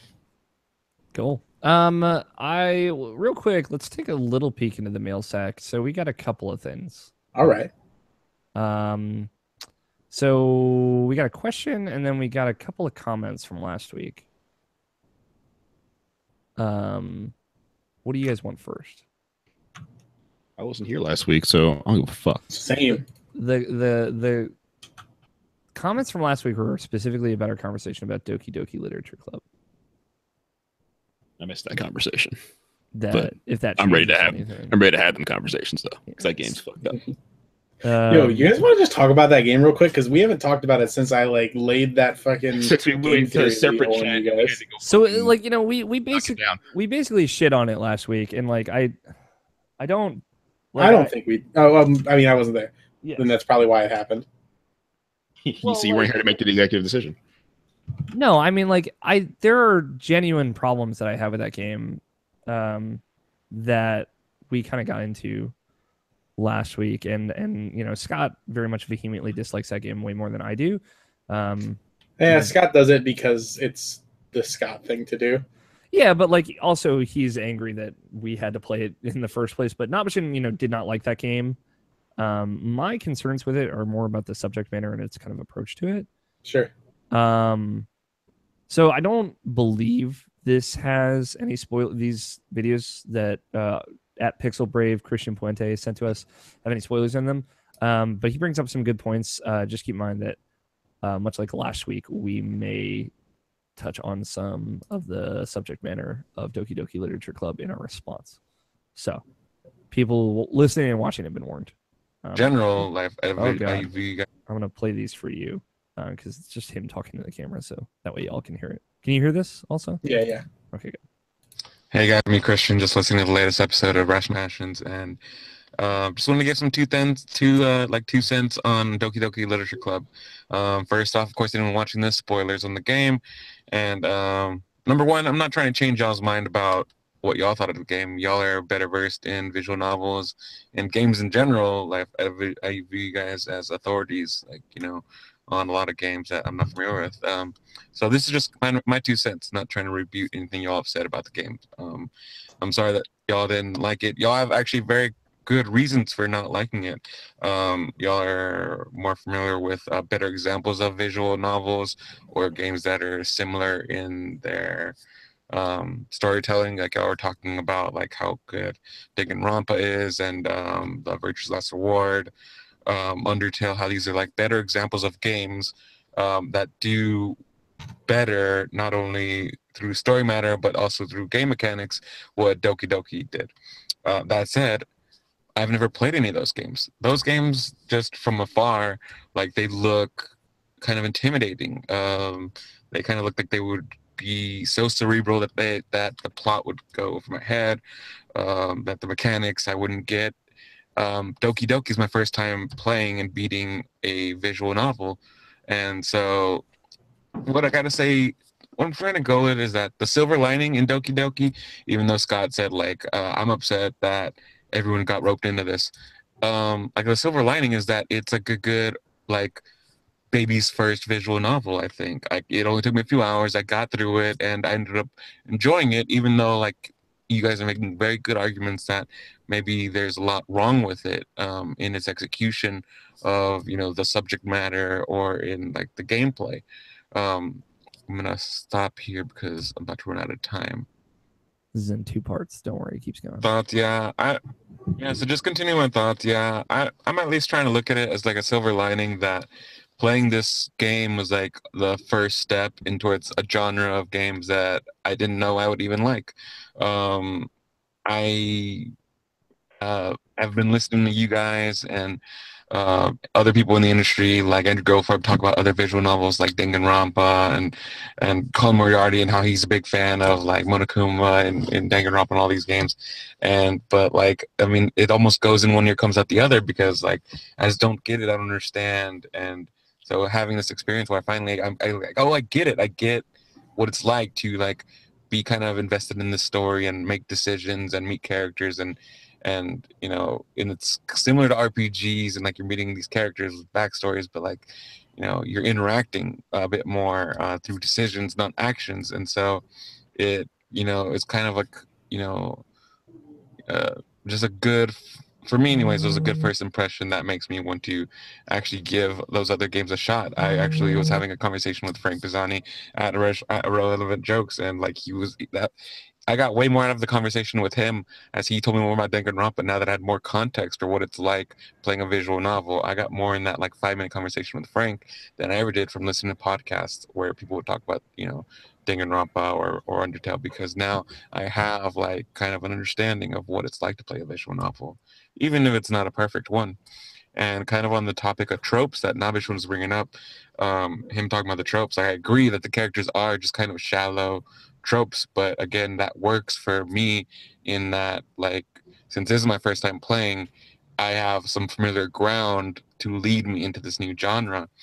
I really like this quote from Quentin Tarantino where he talks about Pulp Fiction and how his characters are just tropes and everything else is a twist, but the tropes are like the gateway for audiences who are familiar with those tropes to dive into the stories. I feel like Doki Doki, you can make an argument, kind of did the same thing, using tropes people are familiar with to get them into this experience that they otherwise normally probably wouldn't approach or try or something like that. Thank you, Christian, for your comments. It's good. It's a good response. I really like that. Do you think Doki Doki Literature Club is good, Jarrett? Yes. Okay. Though I will preface, I don't like visual novels. Okay. This isn't the first one I've played, but generally I don't like them. I don't like when other games have visual novel-esque properties. Like part of what bounced me out of Persona 4 was all of the relationship stuff. Because it felt I don't like the commoditization and artificial nature of earning relationships and like valuing them like currency. That feels like a problem to me.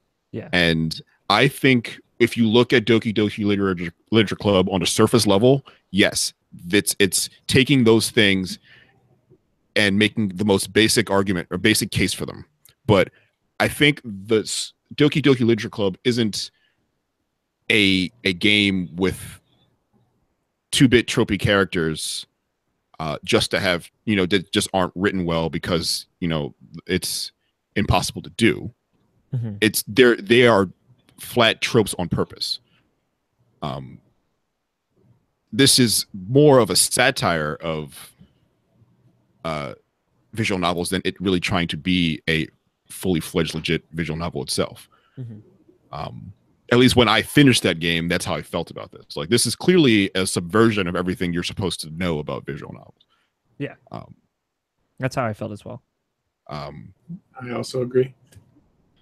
And it plays it's on that. Incredible violence, and it's incredible, like, these big shock moments are supposed to be sort of, I mean, maybe not the first one. The first one's is weird for a lot of reasons. Let's say the first one, the big one, the moment everyone talks about. Yeah. That changes that game basically from then forward. But there's another one with Yuri that is gratuitous because it's supposed to be. And when it happened, I never thought like they're mishandling subject matter necessarily, in my opinion. I think the mishandling of it is deliberate, and you know why it's deliberate, very shortly after. It's not supposed to, it's not the game's not trying to make an argument that, this is the worst thing that can happen to someone, or, someone can really, like, this is something that should be used as a cautionary tale, or even just a fetishization just to have it there. Someone is doing this, like, and that person's a bad person. So bad people do bad things is where I left. Like, I can understand objecting to seeing it at all. Like, why even put it there? Yeah. But I feel like that's a difficult conversation to have once you expand that to like lots of games with troubling subject matter. Yeah, I think just because it's part of the wrapper of a visual novel does not, necessarily mean that it's not allowed to be a psychological horror game. And doesn't necessarily mean that it is, that it is easier for a game in that wrapper to mishandle subject matter that would be commonplace and expected in a game that is a psychological horror game, which, before visual novel, that game is a psychological horror game. I think that's fair. I think the sticking point of like that first character's arc is more troubling to me, obviously personally, and that's kind of like what we got into last week. Mm. I don't necessarily want to retread that conversation. We talked about it last week. I think Scott and I were on the very similar page with how we felt about the portrayal of depression. And like Nabishin, his big thing was that he brought up is like you want something that subverts expectations and kind of like changes your perspective. Like there are better examples of that. I don't know that that's what the goal was, though. I don't Yeah, I think don't the think it goal was was either. to depict depression in a different way. I think that the way you saw it was the goal. That's not Right. what I'm talking about. I was talking about like subvert, as in like visual novels in as a whole, like the kind of satire on visual novels, like not mental illness. Like I think that was just poorly handled in my opinion. We were talking more specifically about a thing that surprises you and kind of like the horror elements of it coming out of nowhere and playing with your expectations in that regard. Like we brought up Danganronpa, Undertale as other examples that we thought did it better. But again, we had that I don't think Undertale even really gets close to what this game attempted to broach as far as subject matter goes. Like Undertale, I mean, you fight or don't fight things, but like I don't think Undertale ever got this serious. Or Yeah, I mean, I agree. don't want to say serious because I think Undertale does. There's some real weight into particular parts and with particular character Undertale, but it never really wants to do it like this and never really even tries. I think. Yeah. But I don't know. For me, if the way Doki Doki Literature Club went about it was good, so that's where I'm at with it. But I like the contextualization of Literature Club as like baby's first visual novel is a bit reductive, but it is a much simpler, much shorter one of those games that also plays with some totally other stuff. So it sets you up as like an entry point for games that do get weird and do get meta in a way that is a much lower barrier to entry, especially because it's free. It's interesting that he said, because that's the first time I've heard that argument that after playing Doki Doki Literature Club, I want to play more visual novels. I don't know anyone who had played that and hadn't already played a visual novel. Mm-hmm. Scott is one of those people. And as a person who doesn't like them, it doesn't necessarily make me want to try other ones. I feel like it's actively trying to make you not want to try other ones. Well, I think it confirms sort of my cynical look at most of them. Yeah. So yeah, I don't think it definitely didn't spark me to go try some of these other games. But but I think it's interesting that it did. Like that, I didn't know that this could do that. There are visual novels that are not dating sims. Which I think no, but I've played not Virtue's Last Reward, or maybe it was the one that was for PlayStation Plus. I think it was 999, the one that was free for PlayStation Plus on Vita like a year and a half ago or something like that. Yeah, it might have been the third one also. I don't know, or the middle one, whichever. There are 3 of those games, and they all have weird names. Yeah, man, I couldn't tell you which one it was. I played like 10 hours of that and wasn't into it. Yeah, I mean, like I did play Hey to Boyfriend, and I thought that was great. Yeah, that's obviously commentary on visual novels, and it's got birds in it. It does. Birds are trying to fuck. Birds are trying to fuck, dude. Everyone's just trying to fuck, Maybe it was out here trying to fuck. Jake at Jake R Nichols, tweeted us and said, "Anticipate games for 2018." I think that we can kind of broach this now. We're gonna spend more time talking about it once we actually have everyone on the podcast here. But I'm curious what you guys got. Tony, you got anything you're looking forward to? Team Salvato's next game. What did they make? They made Doki Doki Literature Club. Okay. Did they say they're putting something out? Did you not? I guess you didn't watch the video. Not yet, no. Oh, okay. Well, yeah. There's you should, before you finalize your opinions on that game, you should watch those videos. I think they bring a lot of value. Like just the way that those videos approach that game and what is contained within. Really broaden your perspective as far as that game is concerned. And one of the things in there is that there is a game coming out in 2018 from the same developer. And you'll see more about that. But anyway, they're making a new game. I'm really excited for that. Okay. Does it have a name? No. Okay. Not that we know of. Anything else, Tony? I mean, the next Call of Duty game, you know, the next Assassin's Creed. Whatever comes with free Mountain Dew. Jared, save me Yes. from this cynical nightmare. Monster Hunter World. I mean, fucking obviously. Hell yeah, dude. Here's the weird thing. Like all the two games I'm excited about come out on the same day. Monster Hunter World and Dragon Ball Fighter Z. God, Ball Fighter so Z looks good. so It's fucking lit. Yeah. I would also say, I guess hesitantly, Spider-Man. Okay. I think I've seen enough of Spider-Man to be excited about Spider-Man. There has been gameplay. Questionable, Yes. but Questionable, but I think I get it now. Yeah. I don't think I did before. And it's interesting to see them go, Sony go full bore on a Spider-Man game.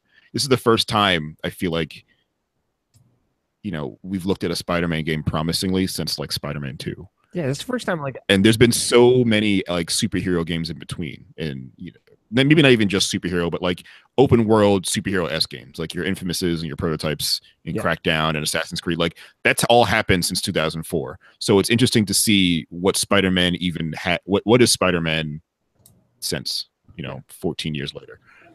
it's the first time like I've looked at a superhero game with the same regard and hope as like a Batman Arkham game, which is cool. So yeah, very interested.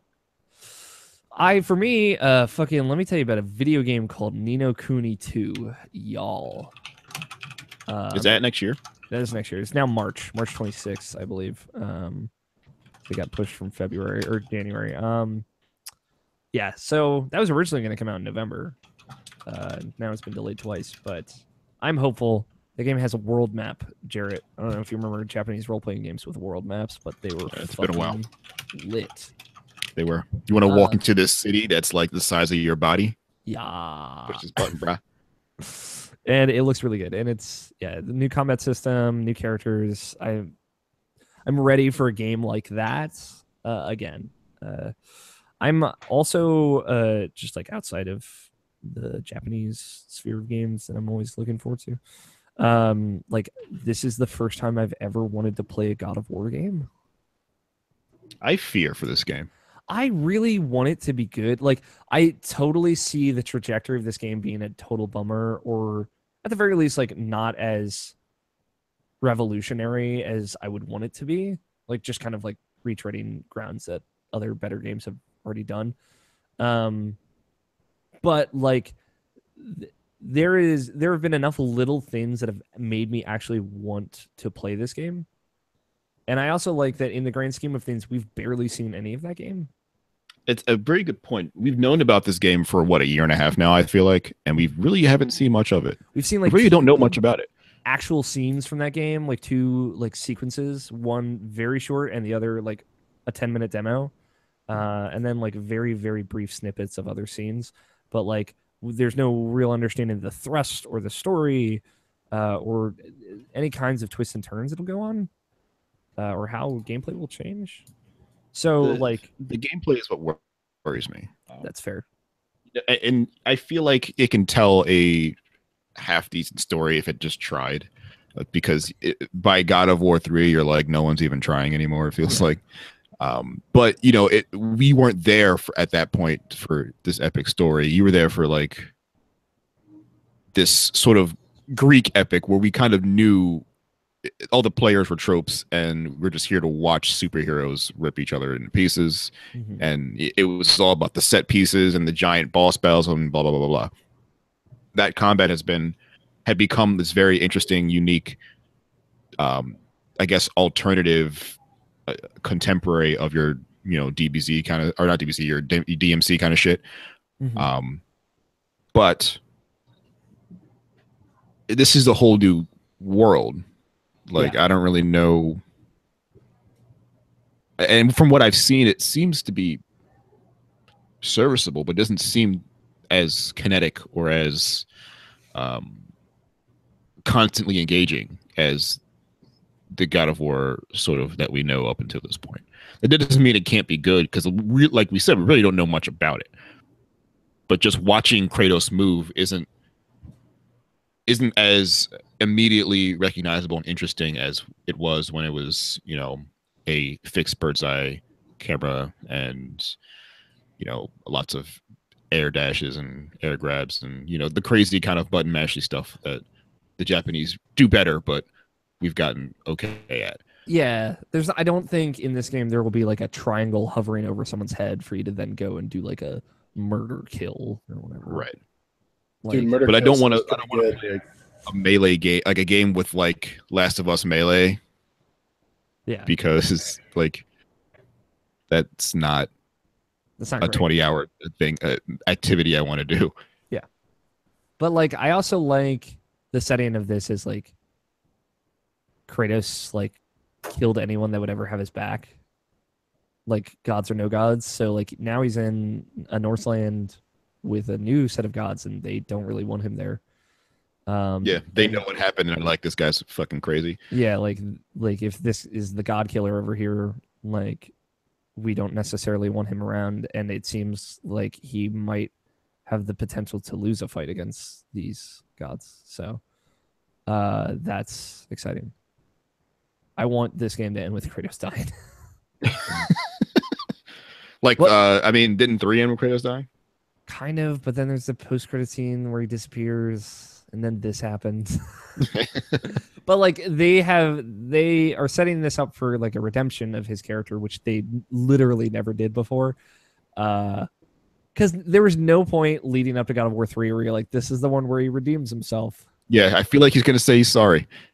Like, yeah, he could genuinely be apologetic in this and then die or like pass on and have it be like a kind of legitimize that character in a way that he never was before, and that's kind of exciting. But yeah, Kuni 2 and God of War. And other things, there's plenty to be excited about. Fucking, like, my real number one is Kingdom Hearts 3, but if I, like, address the fact that might actually come out in 2018, I feel like I'm screwing myself on that one. So, yeah, like... I can hear the Square press release coming in soon that's saying it's delayed. Just before E3, we're holding this back. Yeah. Please be excited for TGS. We want to make sure that it's really good. Yeah. It's super ready. It'll be ready in 2028. I truly believe that game will come out next year. I really do. And there's another time and place to get into it, and it's with less motherfucking Kingdom Hearts haters on this podcast. So whatever, that game is just fucking accurate. Gummy ships suck. Dude, whatever. Gummy ship in the first game does suck, but yeah, it's the worst. It gets it's way better. The worst thing in Kingdom Hearts, and it's bad. It gets so good in Kingdom Hearts 2, though. I don't believe you. You don't have to believe me. I'm still right. Let's end the show. If you want to tweet your questions at IrrationalPod, just use the hashtag IPQ. We'll play them or read them on the show, like we did with Christian and Jake. Jarrett, input. It's a good show. People should listen podcast to it. Every Friday. IrrationalPassions.com. You can go listen to that. Tune into all of our Game of the Year stuff and follow Jarrett at Jarrett John if you don't already. That's it. That's the show. Also, I didn't mention this, but all of the Extra Life videos are up now. Yay! YouTube.com/IrrationalPassions. They're all up and done, and it's done. It's done. It's finally done. Hey, is it done? It's done. 2 weeks of me just editing that podcast, and that'll teach you to have 28 people in your house. Editing not that for podcast, several days. That video. It was great though. God, so much fun. Did you have a good time, Jarrett? I did. It was a fucking adventure. Yeah. A little cramped. But... I enabled young Roger Pokorny to put candy corn on a pizza by literally driving him to the candy corn because I'm a bad adult. You're a bad adult, but you made a young man happy. And also, so I'm here for it. I'm here to make young men happy. And also Andrew Taylor, who has no excuse. Yeah, Andrew Taylor should be grown and should have really been doing what he could to talk me down. That motherfucker pays taxes. Alex, me, you, and Greg Miller also all ate it. So I know. That's true. You're all heathens. To be fair, Greg put it in my mouth. Yeah, it doesn't make any better. Yeah, no, you're right. It just takes the onus off me. Just means you're a slut, dude. I know, but we all knew that already. It was already You obvious. see all those motherfuckers in my house. All right, that's the show. Ending the show. Thank you, Tony, for not dying and coming on. God, still fucking up in the air if that's gonna happen or not. True. Thank you, Jarrett, for joining us. You're always Not a problem. When all your friends are dead, I'll be here for you. Fuck yeah. You Push me to the edge. You push yourself to the edge. That should be the name of your mixtape. When all your friends are dead, I'll be here for you. Track 1, push me to the edge. Track 1, push me to the edge. Thank you, Danny Wiesner, for opening music of Two Player Co-op and our closing music of The World is Saved. We played his Christmas Level 1 song for our holiday special last week. It's very good. You can also find that on DannyWiesner.bandcamp.com. That's it. That's the show. We will be back next year with Game of the Year stuff. The next episode will be our top 10s from this past year. This has been an amazing year for Irrational Passions podcast, for IrrationalPassions.com, for input. It's all thanks to all of you wonderful listeners, and I'm so excited for the things we've got planned for the next couple weeks and beyond. There's things happening. Mm-hmm. And they're exciting. So thank you all so much for your support this year. We love you all very, very, very much. Just like I love you guys. Winky face. Winky face. I made a winky face too. I know. I've been your host, Alex O'Neill. Play your games. Stay irrational. We will talk to you all next year. Bye. Titles? I didn't write any titles here. I see that. But Can we just name the episode Zeitgeist? I kind of like that. Fine. The Doki Doki Zeitgeist. No, just Zeitgeist. All right. Jarrett, can you say the number part, and Tony, can you say the title? What is the number? No, I can't. You have to. 359. 359. Yeah. This is why I can't, by the way. You hear these fucking dogs? Are they in your room? No, they're around me. Just running buck wild. Motherfucking buck wild. Whenever you're ready, Jarrett. You are listening to the Irrational Passions podcast, episode 359. Zeitgeist. You could have done it, Tony. Yeah, I could have. I just don't want to risk it. It's All right. Thank you everyone for watching. You guys can stop recording now.